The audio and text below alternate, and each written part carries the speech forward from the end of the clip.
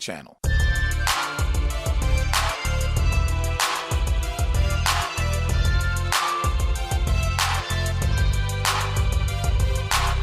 Welcome to another edition of Real Family Talk. This is your host, Jay Real. Hope everybody's having a great Tuesday night. Hello. Welcome. This is your host, Jay Real. I do hope everybody's having actually a great Wednesday night. I know I am, as always, man. It's always live for me on Wednesday nights. When Real Family Talk comes on at 9 p.m. right here on WOKB 1680 a.m. Let me go ahead and welcome the family here with me tonight. Miss McCrae's in the house. How you doing, Miss McCrae? Hey, I'm blessed as usual. That's awesome. And Jeremy's in the building. How you doing, Jeremy? I'm good. How you doing out there? Oh, that is awesome, brother. That's awesome, man. We're gonna jump in. As always, we're gonna jump into some interesting news stories right at the top of the show here. Remember, you can always give us a call here at on the show. 407-894-1680 is the number. 407-894-1680 is the number. I gotta say, before I get started, even with my news topics, I was listening to Dr. Solomon talk on the radio just before I came on. She was talking about her new talk show that she's going to be doing. So if you missed it, she's going to be doing a show. She said she's going to be talking to pastors' wives about some of their experiences as pastors' wives, whether they've been cheated on, maybe they're being abused, and get their experiences out there. She even said she might even talk to a few mistresses, she said, on the show as well. I got to say, Dr. Solomon, it sounds like a winner. I got to figure out where that show is going to be airing so I can listen in. I think it would be very interesting to sort of see behind the curtain because you're right, a lot of those stories don't get told.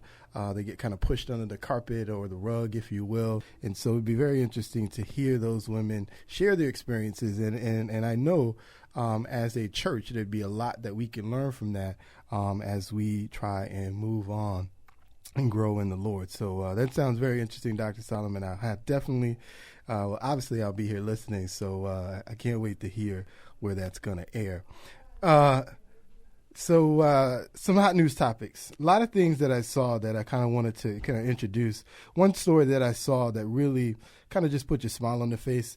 There's been a lot of news stories lately about success of young black males. And I just saw another one this past week. There's a school in Chicago. You know, Chicago doesn't get a lot of great these days. Chicago's been known for killing these days. But there's a preparatory school in Chicago, which is an all-black male preparatory school who, yet again, they said 5 years in a row, they have got 100% acceptance of their graduates into four-year colleges and universities. So, man, that's awesome, man. We're talking this year, they said, I think it was 240 graduates. I didn't see how many they had in previous years, but I don't care. Over 200 black males, all accepted to four-year universities. It's the change that we need, man. That's that positive thing that, you know, will all of them make it? Probably not. But that's okay. They're on the right path, and all of them are beginning on the right step. And I think that just has to be commended, that Chicago Preparatory School. Let me see if Chicago's Urban Prep Academy, it's called. Chicago's Urban Prep Academy. 240 seniors, all males, all black, all accepted to four-year colleges and universities. And, of course, over the last couple of weeks, they had a few. There's another brother I saw out of Oakland. I think they said he had a 2100 SAT. He had a 5.0 GPA and was accepted to every single Ivy League college in America. One of the interesting things about his story, what does he look like? He's got dreads. he looked like what's his face? What's the boy? Sherman. Yeah, the cornerback from Seattle. Yeah, exactly. Richard Sherman. Yeah, Richard that's Sherman. exactly what he looks like, man. But hey, man, the man's doing his 5.0 GPA, 2100 SAT, and he's going to take those dreads and take them right to one of the nation's top Ivy League institutions, man. That's awesome, man. Quick question. I'm out of the loop, but how is the SAT scored now? Because, you know. Honestly, I don't know exactly, but the numbers, I know that the numbers are higher than what they were when we went to school. And they're also testing them, I believe, in 3 different categories now. Oh, I was saying, I heard 2,100. I'm like, they got extra credit on it now? No. The numbers that you can earn are a lot higher than they were when we graduated from high school, brother. Some 20 odd years ago. It has not been 20 for me yet, by the way. No, don't put that age on me yet. 19, brother. That's close enough. No, my graduation date hadn't passed, so it ain't 19. Getting there though. Yeah, man, that's awesome, man. What young black men are doing, and changing their lives and changing the future for young black men. So that's awesome. I think it definitely has to be celebrated. Speaking of colleges and universities, I saw another story. Sean Combs has been asked to do the commencement speech at Howard University. A lot of differing opinions on that one. What do you guys think about that? Sean Combs doing the commencement speech at Howard. And he's getting an honorary PhD, from what I understand. And he's going to get the honorary PhD. Yeah. See, I missed that part of the article. Yeah. But let's see. What do you got to say, Mr. Craig? You know, nobody can lie. He's a successful man. He has built his brand. He's put in the work, the time, the energy. I see on both sides. I see scholars. They're like, how can we celebrate somebody that has dropped out of school or whatnot? But then you talk about Bill Gates. Like he didn't finish. Did Steve Jobs finish like these? No, I don't think so. Yeah, so I mean, I get it. I get it with P. Diddy, Sean Combs, Puff, whatever his name is today. But he's doing it. He's doing it. I think he was there for, a year. 2 years, they said. What, did he do 2 years? They said he did 2 years. Okay. What about you, Jeremy? What you think, man? I don't see why not. I mean, he did attend a university. If nothing else, you can say he has a good business acumen to some degree, you know, whether it's him or whether he knows how to hire the right people, you know. Either one should be applauded. He's definitely successful.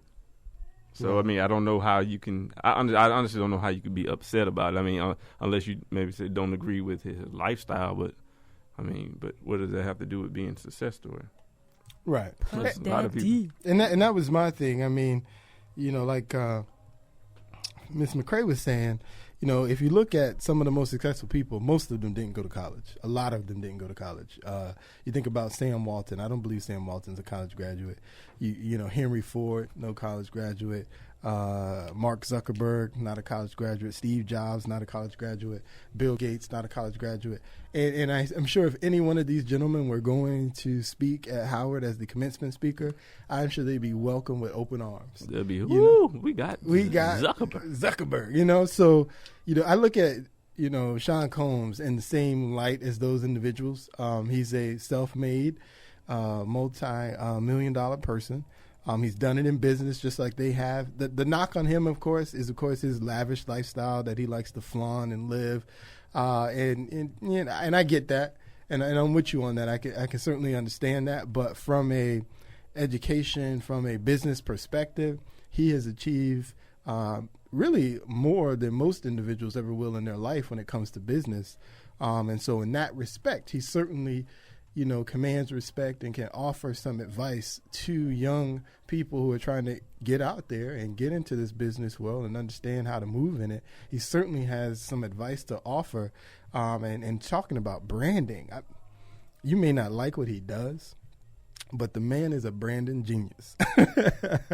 He knows how to brand. And, you know, he even you think about him even today, you know, his music career is certainly not where it was 10 years ago or 15 years ago.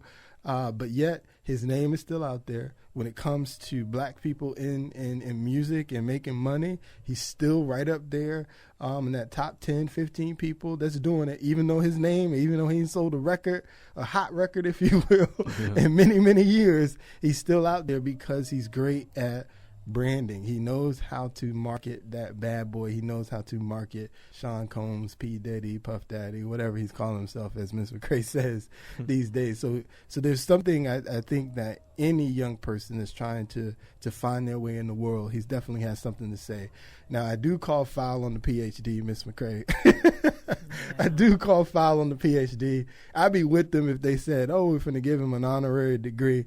Great. That sounds like a great plan on that one, but a PhD, slow down. Slow down on that one, Mr. Craig. Yeah. Let's not do the PhD. I think that's a bit much. But yeah, man, I mean, I think certainly they any one of those people can learn something from him, just like they can learn anything from someone who's a self-made millionaire. It's going to be interesting if he does it. Like, a lot of people are upset about it. So he's Sean Combs. No. I mean, he might, unless they rescind the invitation. That's what I'm saying. He will be there. That's what I'm saying. It might be so much hype, and unless they rescind the invitation, he will definitely be there. We already know he's the spotlight man, and he's going to take that spotlight. He's not going to give that up now. Come on. I want to see him in a cap and gown. He's not going to get the spotlight up. But I want to see it. Think he's going to have some bling on it? I think so.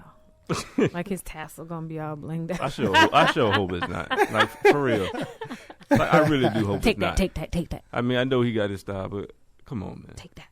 And I'm the least traditional person there is, but in some situations, I mean, if they gave you that kind of honor to come in there, I mean, just do it the right way. Be respectful. Huh? Yeah, let's say that. Be respectful. I think he'll be good.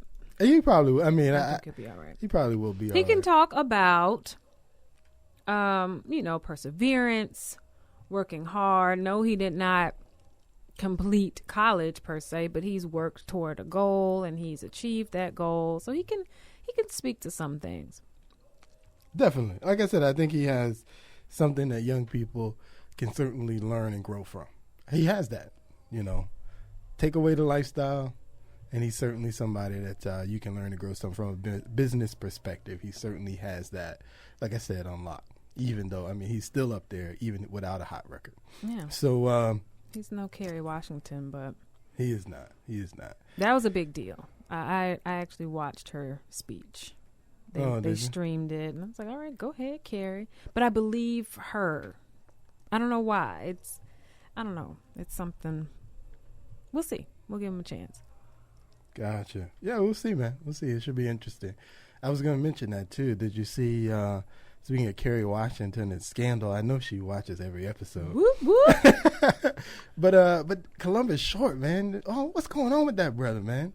I saw an article today that suggested that he has potentially or allegedly maybe threatened to kill his wife and then potentially threatened to kill himself afterwards. Like, that brother's career was on the rise with this Scandal thing. I mean, he was on the move, and then now he's got all this crazy nonsense going on that got nothing to do with success. Is about to write him off the show. Like, she doesn't do drama. Like, she learned her lesson. She said it in interviews. She's like, look, after that situation with Isaiah Washington and Grey's Anatomy, she doesn't do that. She wants her show in the spotlight for the show, not for drama. So yeah, be careful, bro. She will easily get on that computer. Mm-hmm. And Harrison's throat was slit. Well, at this point, doesn't she pretty much has to wait till the next season, right? But I'm talking, it can happen. First episode, Harrison gone. What happened to Harrison? Well, give the brother a chance, man. Hey, everybody make mistakes. He need to get it together. Yeah, she don't play. I don't even know what the whole story is about. I just kind of heard a little bit. I'm like, well, I don't know what that was about, but yeah, that's what I'm just saying. What are you tripping about? Like, what are you tripping so hard on that you had to threaten your wife to kill her and then potentially threaten to kill yourself? Like, what is going on, bro? Life has to be pretty good. I mean, I'm sure them Scandal checks are decent. 18 episodes a year. At a minimum, he's probably making $100,000 a year, probably. Yeah, that's minimum. That's not bad money. Everybody should have got a raise after the first season. On top of exposure, he makes sponsorship. Money. You messing up, bruh. Seriously. Stay straight. Hopefully he works out. Hopefully it works out for him. Hopefully the story is false. That's my first hope. is that the story is wrong, Yeah. and they're misconstruing something. But when the cops show up, it's never a good thing. No. And that can be validated. And I mean, he was arrested because he put somebody in the hospital when he got into that fight. That was the initial. Yeah, that's I kind of heard about some kind of fight. Where was it? Yeah, he got into a fight. I don't have the article right, but he got into a fight and he beat the guy so bad the man was hospitalized for like a couple of weeks. And so they were pressing charges, and that's when he was arrested the first time. So I'm gonna need Columbus to. He about to mess up his checks. Seriously, get it together, bro. Get it together. Get it together. I want to add that the university will also, going back to Howard really quick, they'll also honor Wolf Blitzer, a transplant surgeon Clive Callender, jazz legend Benny Golson, and PepsiCo CEO Indra Nooyi. So Diddy's among some other elite scholars. You know, I'm not a big fan of Wolf Blitz. Scholars. He's Why a bit not? much for me, man. Oh. He's a bit too much for me. He's like Chris Matthews for me. Chris Matthews is. That's because you're. He's a bit too Republican. much. No, I'm not talking. You I'm like not Sean talking. Hannity, I'm not talking about Bill O'Reilly, First of all, Mr. McCrae, Glenn I'm Beck. not talking those are your about guys, their views specifically. and Coulter. I'm just talking about the way that they come off. That's what I'm talking about. Oh, Mr. okay. McCrae. I remember like with Chris Matthews. Chris Matthews threw me off when he was talking about Obama one time, President Obama, and it almost sounded like he wanted to grab him and like stroke his hair. Really? As opposed to Bill O'Reilly talking about him wanting Maybe to he did. slash his neck. You just biased. I'm not biased. Yes, you are. First you, of all, you I have love never that Fox. proclaimed to love Bill O'Reilly at any Those point are your in time. boys. So no, I am not biased. Bill O'Reilly is. I won't say he's an idiot, but I didn't call jerk. Chris Matthews an idiot. But he's certainly a jerk. He certainly doesn't get it, and you know. But again, I wrap a lot of middle-aged white men in that story. They don't get it. They don't get how what they say actually affects people, or let's say this. So they don't get how what they say affects minorities. Let's say that, and I don't think there's really anything you can do to get them to see it either. But yeah, they don't get it, Mr. McCrae. I'm with you on that, Mr. McCrae. Okay. Bill O'Reilly doesn't get it. Sean Hannity doesn't get it. Who else you want to throw in that category? All of Fox. All of Fox. I Okay. was just finna So say, nobody I mean, at all Fox. of them. You can just loop a Yes. whole bunch of people in that category. Nobody- some of they them don't- people none on of them get it, CNN. you know? All of Fox. You can't just None of say them Fox. get It's a good amount of them. It's some on CSNBC don't get it. Exactly. They on MSNBC. They Oh yeah, on you know what I'm CNN. talking about. My bad. They on CNN. They on Headline. What is that other one called? Headline News or something like that. News. None of them get it. But it is what it is, Mr. McCrae. Those two just they rub me the wrong way. That's all I'm saying, Mr. McCrae. But that's all right, man. I don't really want to talk about that. Okay. But Florida, man, that's what I want to spend the show talking about today. Florida, things happening in the state of Florida, or either over the next month or next few months. Top of the list for me right now is District 5. We talked about this last week with Miss Bernie. District 5 has a runoff happening on May 6th. And as Miss Bernie informed us last week, only 1,900 of the 20,000 potential voters showed up to vote when we voted a couple weeks ago, last week Tuesday. So there are over 18,000 voters that are missing to comment on this particular race. It's who they want. Do they want Juan Lynham to be the next commissioner of District 5, or do they want Regina Hill to be the next commissioner of District 5? So I'm talking to the 18,000 people that stayed home. That's what I'm talking to right now. The 18,000 people that stayed home. My fingers are crossed that the 1,900 will show back up. They cared the first time, so I got to believe they'll care the second time. But I'm talking about the 18,000 that stayed home. Man, you got to show up. It's May 6th.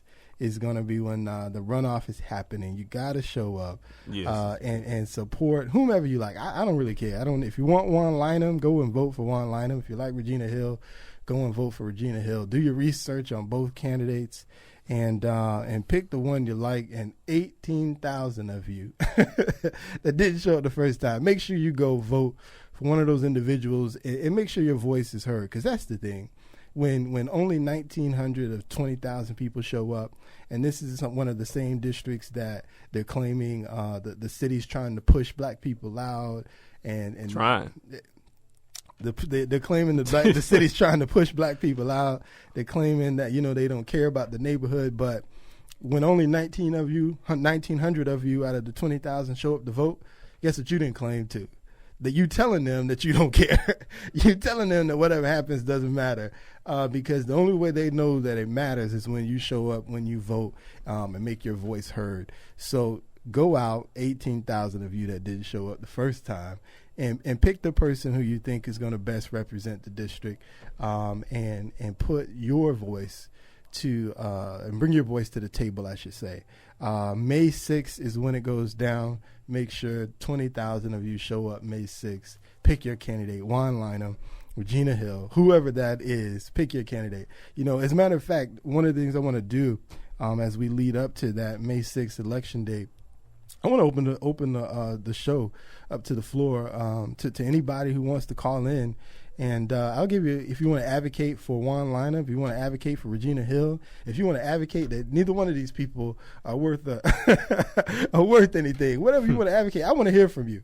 I want to hear from you. I want to hear from those people who stayed home and didn't vote, and I'd love to hear why you didn't vote. I want to hear from the people that voted for Juan Lynham, Regina Hill.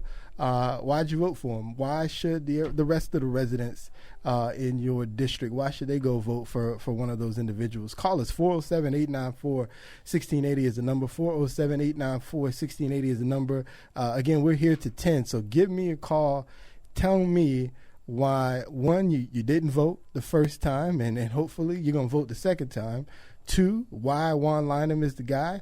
What about him makes him the guy? Or three, why Regina Hill is the lady that should represent District 5. Give me a call, 407-894-1680. Again, the phone lines are open for you all show. Give me a call. Let me know what's going on in District 5. I want to know, what are the people thinking? 407-894-1680 is the number. 407-894-1680 is the number.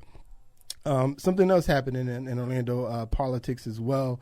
Gary Simplin has jumped in the race for state senate against Geraldine Thompson. So that's going to now make that an interesting runoff, because now you got to pick somebody in August. You got to decide, do you want Geraldine Thompson to be the candidate in the Democratic Party for state senate, or do you want Gary Simplin to be the candidate of choice and to run for the state senate? So what I found interesting, I was reading an article, and apparently he said he jumped in, Ms. McCrae, because he said the people told him he wanted them to jump in. He said when he was at the grocery store, they said, "Hey, when you getting back in?"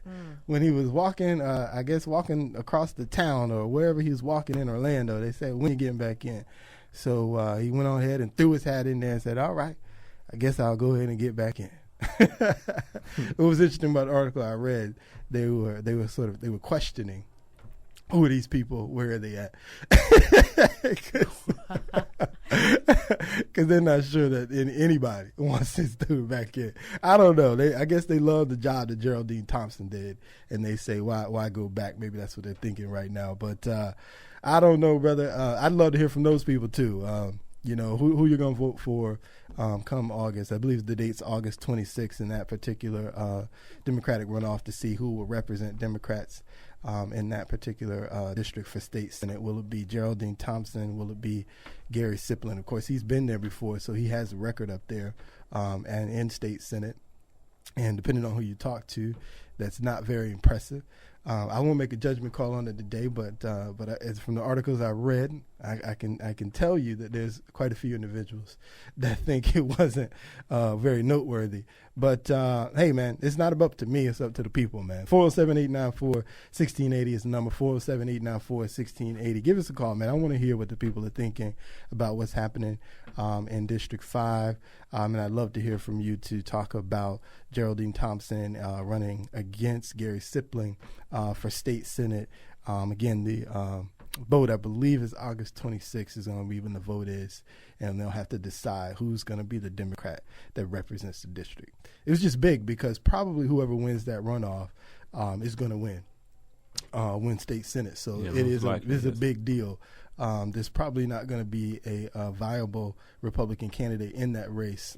So it's going to be a big deal who wins August 26th, because they will more than likely go on to win come November. So interesting. Gary Stippling or Geraldine Thompson. Who do you vote for come August? The one thing I say, you see, as they call him, SIP, you see him around. He do a lot of things, him and his wife in the community.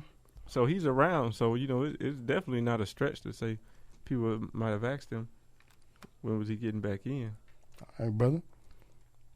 So, I will shout out Jason Henry. He did an article for HypeOrlando.com about Gary Sipling and the race. So go check that out, HypeOrlando.com. Jason Henry. Shout out to Jason Henry. Hey, man. Jason Henry. What up, Jay Henry? 407-894-1680 again is the number.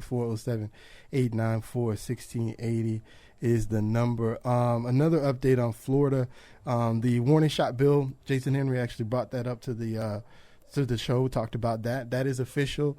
It is going into law, the warning shot bill. I know we all talked about that. I don't think any of us had anything positive to say about the warning shot bill, man. But it's here. It's here to stay. They're bringing it to the table, and fear not, because there will be some quote unquote warning shots. There will be some warning shots. I just hope when the warning shot goes off, I hope at the very least it goes straight up vertically into the air. Because my fear, though, of course, is that it's going to go to the side. It's going to go horizontally. It's going to go and not end well, ultimately, is my fear with that, man. But unfortunately, it's here. It's coming, and it's not going to help Marissa Alexander, although they say they did it for her, but it probably won't help her. Name, I right. thought it won't help her. I thought they said they was going to go back and look at past cases. Yeah. But you know how successful that is, bro. Hey, I'm just saying. So it's here, man. So watch out, man. They just giving people a license to fire warning shots, potentially horizontally. So please make sure you're standing diagonally when that goes off horizontally. But yeah, man, warning shot bill is here, unfortunately. Something else happened in Florida, man. They're always killing us on this voting thing. Did you guys hear about this one? In Miami-Dade County, they had a dispute over, they call them potty breaks, is the name, is what they referred to in one of the headlines that I read. But the issue is Miami-Dade County has decided that their voters will not have access to bathrooms during while they wait in the polling lines. Shade. Those are your people. This is the county. Are you saying everybody in this county is Republican? Yes. Because only a Republican would make this rule. Like, really? What do you mean you can't? That's a necessity. It should be a fundamental right. I mean, what they call them? Rights. What are those little things that they call? They call them guaranteed rights or something.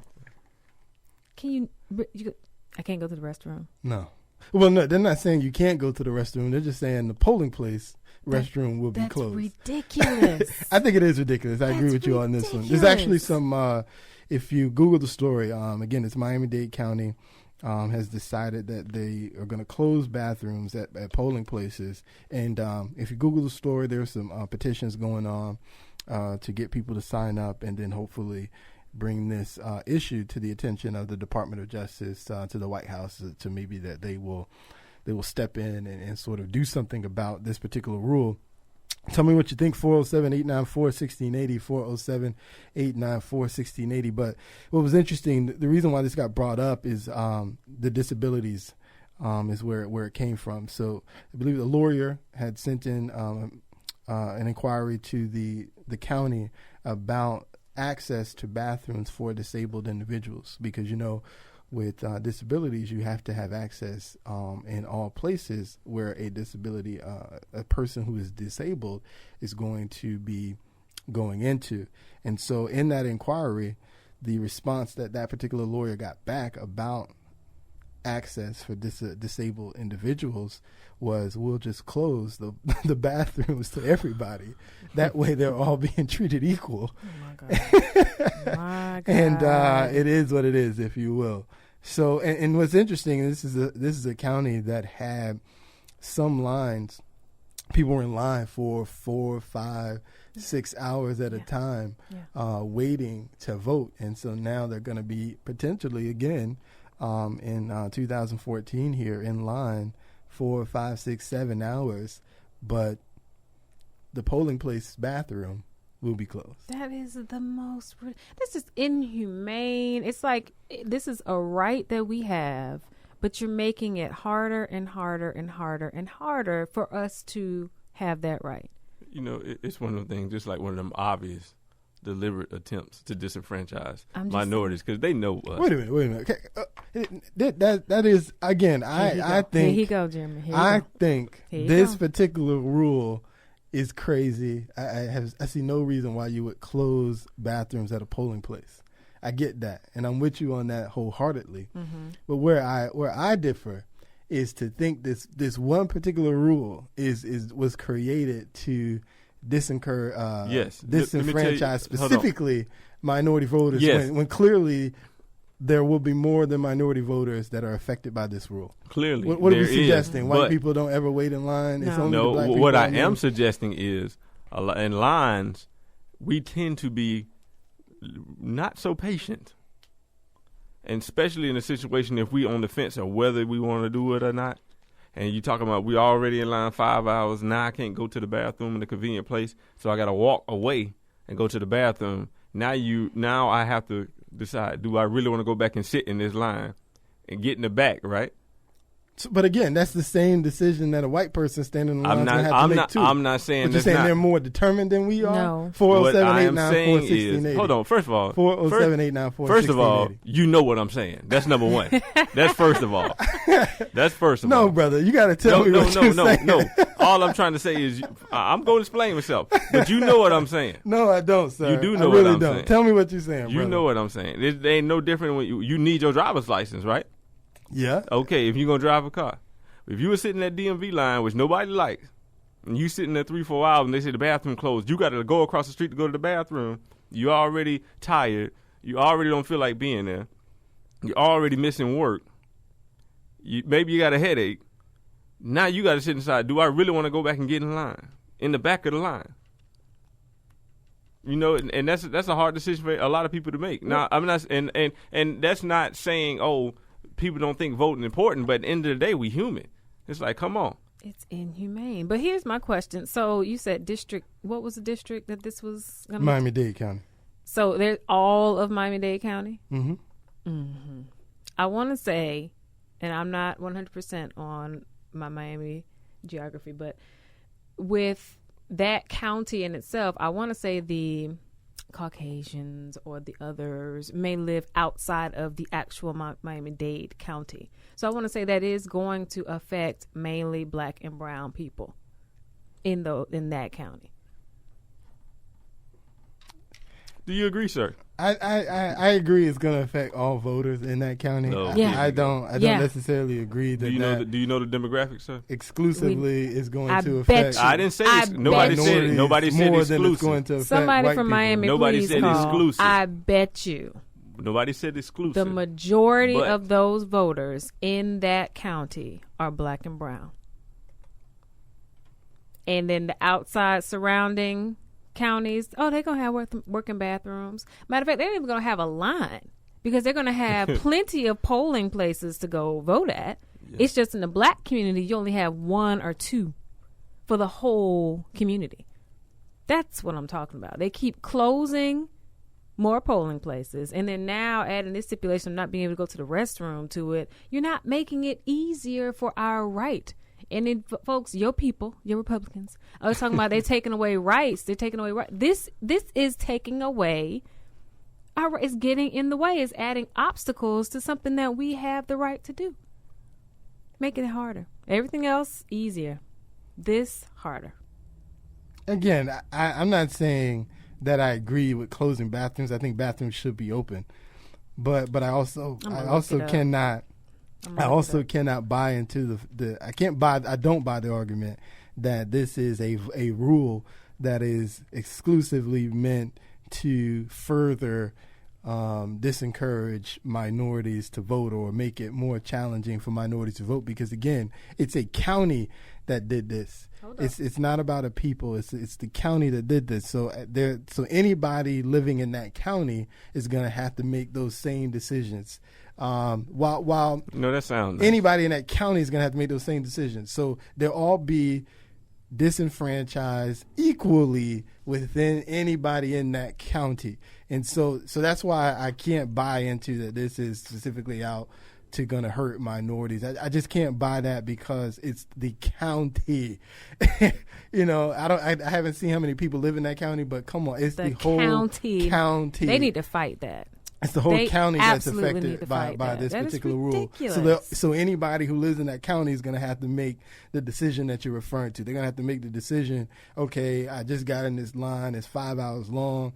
I got to go to the bathroom. What do I do? Anybody in the county is going to be making that decision. Now, to me, what based on what you said, Jeremy, is that you're basically suggesting to me, what I'm hearing is that white voters aren't going to be disenfranchised as much because they're going to be so determined to make sure their vote is heard that they're going to do whatever it is they need to do to make sure they get their vote cast.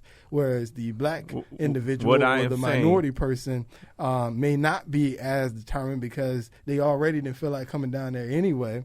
And so as a result, when they're 5 hours in and got to go to the bathroom, they're going to go to the bathroom and be like, man, I ain't finna go get back in the line now. It's 6 hours. That's what I heard. But to me, it's a county problem. That just seems like that's violating. 407-894-1680 is the number. Now, it is a little bit what you heard. And there's some truth to that.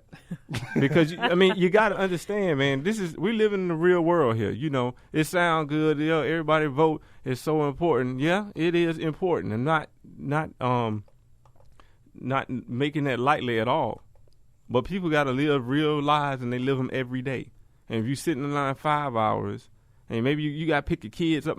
This is life. You know what I'm saying? If you got kids that you might have to pick up, you don't have a babysitter, maybe you can't afford to pay for a babysitter. Maybe the babysitter got to go to work. It's this decision and stuff got to be made.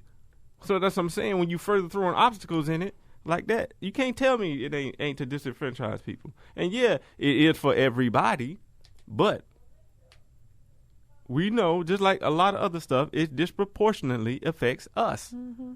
And that's the reality of it. And you can come with all the, kumbaya speech that you're talking about, but you know what I'm talking about. Kumbaya, brother. You know exactly what I'm talking about. Yeah. And if this wasn't politics and this was something else, you wouldn't be saying that. I know you. Politics. Somebody else can't make the comment, but I know. You asked about demographics. This is 2012 figures. 77.6% white. That's the demo. 19.2% black, and Hispanic or Latino, they say 64.3. So there you go. We're not talking about a county that is dominated by specifically minority voters. I never said it was. That's 2012. What I said was. I'm curious to see what I said was it disproportionately affects us. You pass stuff that you know is going to irritate us. Come on now. Every law created is out to irritate I did not say that. Us. I did not say that. Us, brother. Who's us? I did not say every law. I never said every law. Did I say every law? Did I say every law? Voting laws. Is a lot of voting laws are because they affect us. A lot of times, like I said, we have stuff to do, and a lot of times we don't have resources, the resources that other people have. That's why stuff like this affects us more. We don't have those resources. Has this been passed, or this is a proposal? What? It's in effect. Wow. It's in effect. They some of the other major counties around that area have already said that they're not going to implement this particular rule, and obviously people are trying to fight this rule before November comes. Yeah. So maybe the people will unite and unite a lot and make enough noise that by the time November comes around, this particular rule will not be in effect anymore. But this is the rule unless somebody comes in and changes it. Wow. This is certainly the rule, man. No polling place in Miami-Dade County will have a public restroom. What I find interesting here, though, again, this is apparently, according to the article I read, was prompted by a lawyer making an inquiry about whether or not every polling place will have proper disabled access. And so, I wonder, is this a response by the county because perhaps every polling place currently does not have properly disabled access? So they're trying to save themselves from a suit. And then trying to save themselves from not necessarily a suit, but from the responsibility of now improving every polling place to the point where it does have disabled access capabilities. Well, because that in and of itself can run into millions of dollars across the county, depending on how many buildings would need to be improved. And so I wonder, is this simply a gesture to prevent them from having to now spend perhaps millions of dollars that they don't have to improve polling places to enable disabled access? Now let me ask this: how in the world? First of all, how many? Do you have some kind of figure how many polling places there are? It says about 500 polling places. Okay, in you got Miami-Dade. 500 polling places. Now, if it's 500, I know some of them got disabled access because they use churches and different things like that. So we know some of them already got them, right? I assume, yeah. Okay. Now, you mean to tell me it costs $1 million to widen some walls, widen a couple door frames and stuff like that? Well, remember, now, come on. Now, I'm not I live in the house with two women, so I see HGTV and I see them coming there widening stuff all the time, and I ain't never seen no $1 million checks. Well, for a few hundred things. I mean, what first contractors of all, are y'all hiring? That's what we need to look into. You already know nothing the government does comes on the discount whatsoever. No, I'm not talking about no discount. What I'm more saying expensive is, than it would be. I know it's for more the average individual. I know it's more expensive. You know why it's more expensive? Because they contract to their friends, and their friends upcharge because they know they got a guaranteed check. And they give it to them. Necessarily. I mean, it's more expensive. No, ain't no more expensive. Come on. It's more expensive just because the way the government does business. Government never does business effectively. They always overpay for menial jobs. I mean, they're not overpaying. It's the nature of government. So they never do whistle. things. That's what it is. It's not so much they overpaying. It has nothing to do with friends. It is got to do with friends. If your friend got a contracted business, he contribute to your campaign. You need 100 bathrooms done. I know individuals who work for who had government contracts who had no campaign contribution. I'm not saying, but they still got a nice dole off of the government. I'm not saying every single person, but you know what I'm talking about. See, here we go again. You know what I'm talking about, man. Stop arguing me just to be arguing with me. Stop arguing me just to be arguing with me. You know exactly what I'm talking about. We done had these conversations before. You know exactly what I'm talking about, brother. I'm gonna ask a question. You know it all. You know everything tie in. Don't nothing just be happening around here. 407-894-1680. But my point is, you have to have to look at what's on the street, what improvements might need to be made to the street. You look at the building itself, what improvements might be made to the doors of the building. Then you have to go into the bathroom and what improvements might need to be made in order to accommodate in the bathroom as well. So we're not just talking about doors or a bathroom stall. I mean, we're talking anything from the way that the street is set up to the door of the building, or other doors in the building, depending on the building. And we're talking about the bathrooms within that building. So, again, these are not just $10,000 projects. I didn't say it was a $10,000 project. I know it's not 10. I'm sure it can run into the hundreds of thousands. So but when you go convince me it's multi-million dollars. Is the problem they're saying there aren't bathrooms in or disabled access bathrooms? Well, again, the county hasn't really said anything. But again, what prompted the story, according to the article I read, was a lawyer inquiring of the county, would every single polling place have proper disabled access? That's what prompted the story. And then the county's response to him was, nobody's going to use the bathroom. Wow. So you would have to assume based on that, because the county obviously is not, they're not going to talk to you. Now that the firestorm that they're in right now, they're not going to talk to you. Yeah. So, but you have to ask the question. So apparently, one would assume that polling places do not, all of them do not have the proper disabled access, which, I guess caused the county to respond the way that they did. Oh, yeah, because from what I'm reading here, it says, public bathroom access or in churches and other religious facilities which are exempt from federal law requiring accessible restrooms for people with disabilities. So that's the loophole. So if it's at a church, maybe they don't need to. They don't, and they're federally exempt. So all right, Ed, how you doing tonight, Ed? I'm blessed. I was just listening to you talking about that particular law about the bathrooms. What I was thinking, maybe the whole thing is maybe trying to get more people to the absentee ballot. Why stand in line and wait when you can just mail your vote in? I agree, Ed. I mean, there are other options. I'm not going to wait till line 5 hours just to vote. Right, exactly. Or even if I was get my tag, I don't want to wait more than an hour or two at the most. But that's part of my point. You hear what he just said? I'm not waiting in line 5 hours to vote. Mm-hmm. That's right. And nothing wrong with that. But what I'm saying is... That's happened to reporters, I mean. Yeah, exactly. See, now I'm saying with you, I'm not waiting in line 5 hours to vote either. I got stuff to do. You understand what I'm saying? I might get off work, but guess what? After 5 hours, kids start coming in the picture, the wife start coming in the picture. Stuff starts happening where you might have something to do, and you can't creep in that long. And like everybody doesn't necessarily know about the absentee ballot. And I know what you gonna say, Jay Real. Well, it's there, right? They should go out and investigate and look. Okay, the reality is maybe they didn't. So now they supposed to just okay, got to sit up there and use the bathroom on themselves, or risk using it.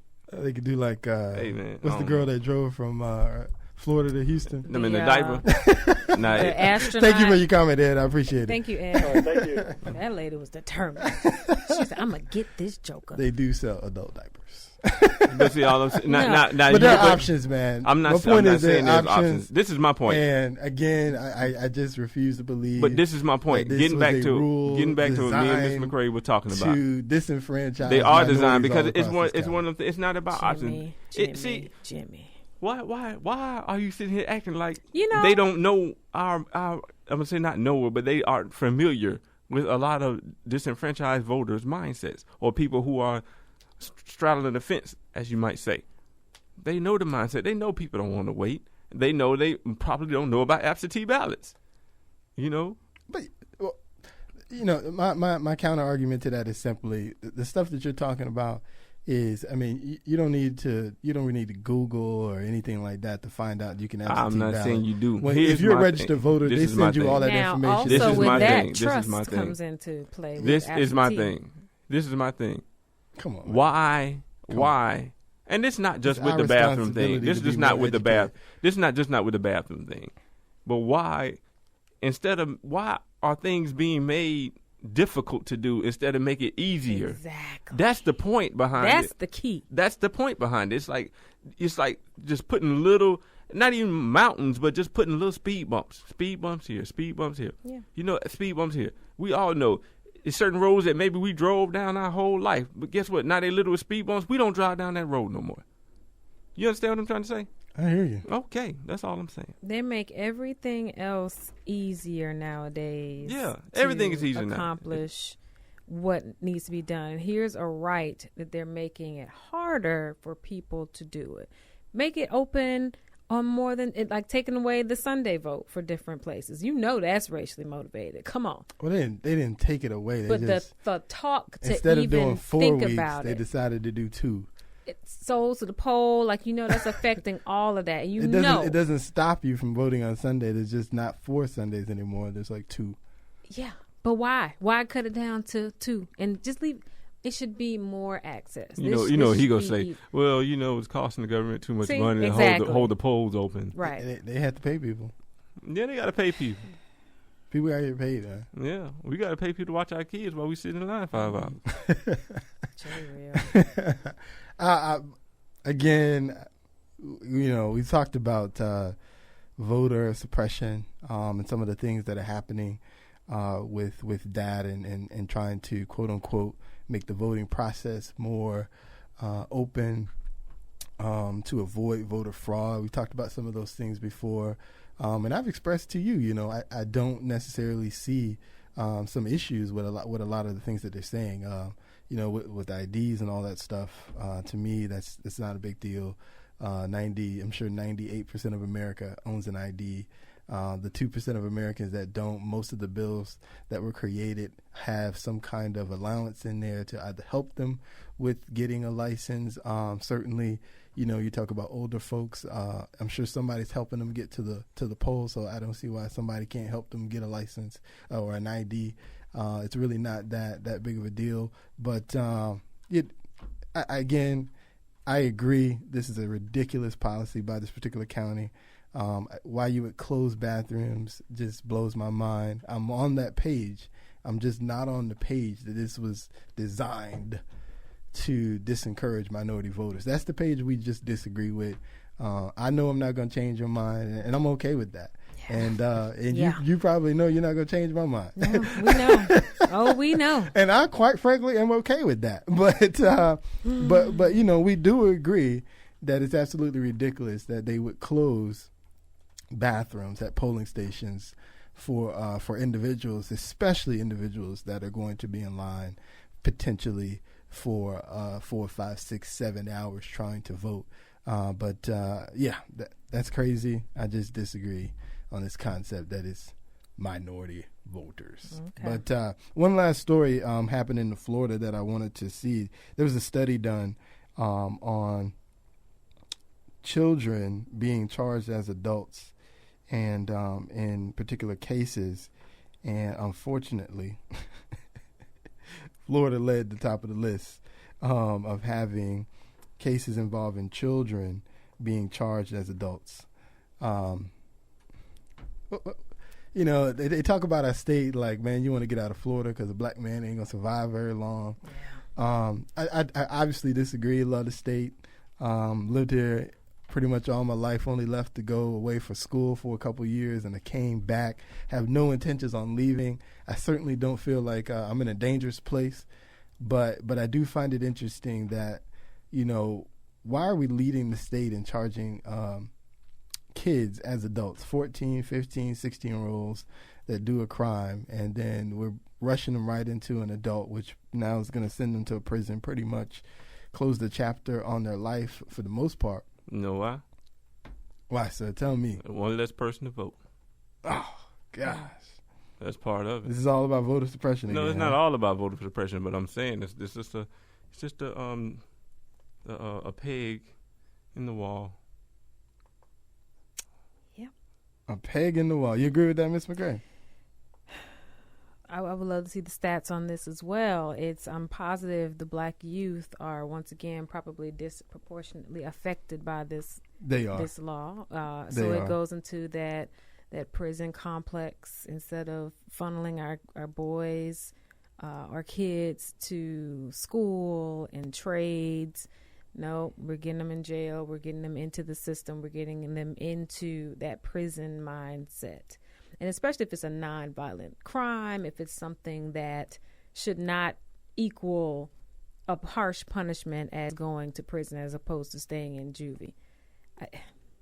It's all the conspiracy of that whole system that they're continuing to get rich off of our people. Not to say, if you do wrong, you got to pay time. Don't break the rules. I'm not saying that. I'm not feeling sorry for anybody who breaks the law. But it depends on what the crime is. And if we find that it's too many are being funneled into this system with these privatized jails and prisons, like, come on. It's money. They're dollar signs. That's all it is.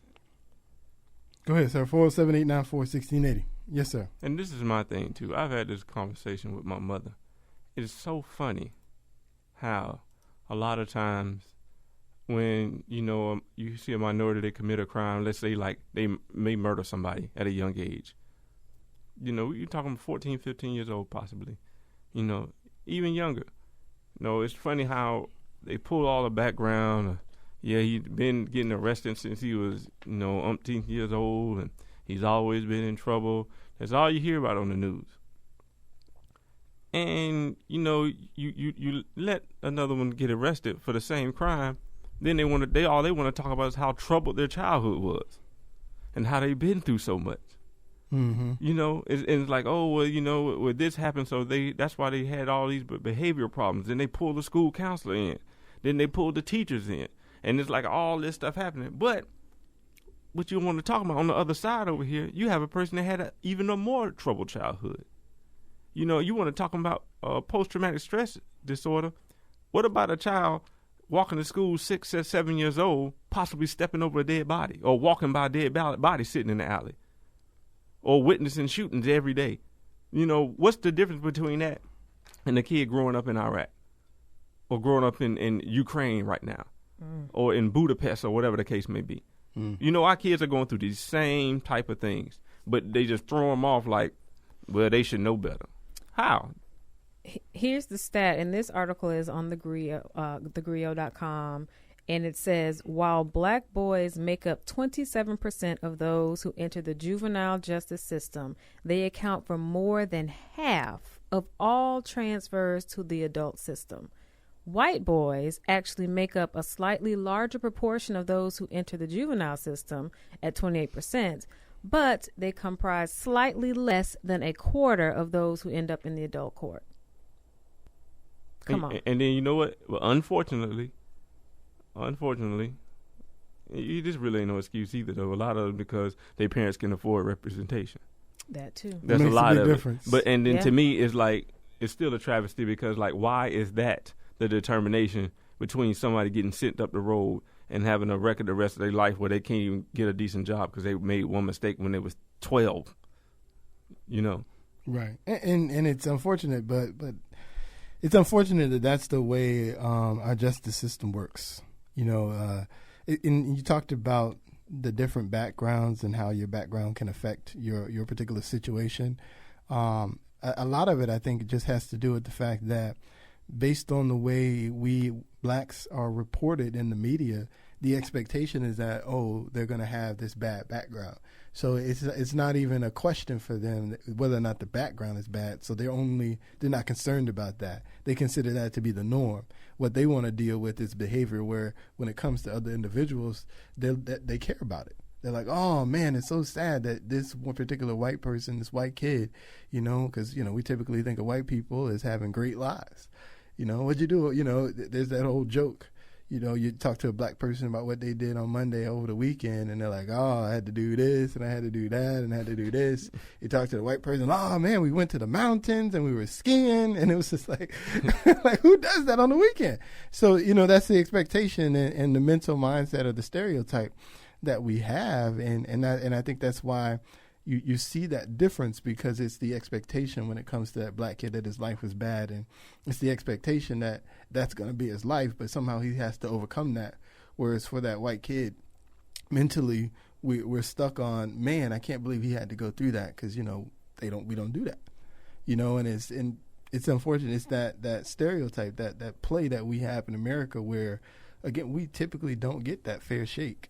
No matter the situation, and it is what it is, We're working to change that. I think every day people mentally are changing their mindsets, but, it'll be another generation before I think you'll ever really see, true change. We're better than we were in the 50s, certainly today, and I think 50 years from now we'll be better than we are today, but it's going to take that time. So we have to, I guess, impatiently wait for that change, and it's certainly not happening quick enough, and I don't think it ever will, really, just because I think America is so ingrained to believe that way. I mean, it's in all the images. You even see it in immigrants. Immigrants come over to this country and immediately have a negative opinion about black Americans. You've been in the country 2 months and already you think every black American's about to kill you, really? Like, where did you get that from? You've been here 2 months. News. And so, and then sometimes, unfortunately, their only experiences are negative ones with us. Right. And then unfortunately too, in our culture, we highlight the negative too as well. Yeah. And that's again, that's on us. A lot of that has to, we're being influenced, but some of it is on us because we make those decisions ourselves, because a lot of people's experience for black people really comes from music. And so when you listen to the music, you find it hard to really see the positive in the black experience when you're listening to the music. Would y'all agree? Even from some of your favorite female artists sometimes. Really? No names mentioned. Was that a shot? No, it wasn't a shot. That was the truth. But it's the truth. Just to be honest with you, that was the truth. Shot to I mean, B? it's not a shot, but it's true of all of them. So it's not a shot at the Queen. Queen B, did you call her? Queen B. Queen B. It's not really a shot at her. It's really a shot at all of them because it's consistent throughout the board. What'd you tell me about the time, sir? You telling me it's about that time? Wrap it up. He's telling me I got a minute. Well, since I got a minute, man, let me just thank you guys for listening to us today. Again, as always, we're here every Wednesday night, 9 p.m. to 10 p.m. Real Family Talk. This is your host, man. Check us out on Facebook, Real Family Talk. Check us out on Twitter, Real Family Talk. And we're working on some things, man. We're got a logo coming, a new logo that's coming out in the next couple of weeks. New website that's going to launch in the next couple of weeks. And so we got some new things coming, some new music, new intros coming in the next couple of weeks as well. So a lot of things happening with us. Going to be trying to do some things differently this year. So stay tuned. Real Family Talk is definitely going to expand on the map here in Orlando, Florida. The city beautiful. Gotta love it. Always, every day. Orange County. Orange County. West side of Orange County at that. Yes, sir. So, tune in every week, 9 o'clock, Wednesdays. Again, this is WOKB 1680 AM, your urban empowerment and inspiration station. See you next week, folks.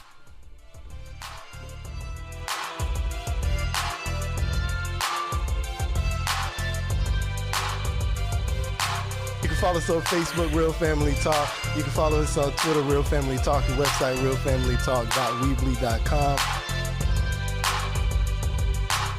WOKB, Winter Garden, Orlando.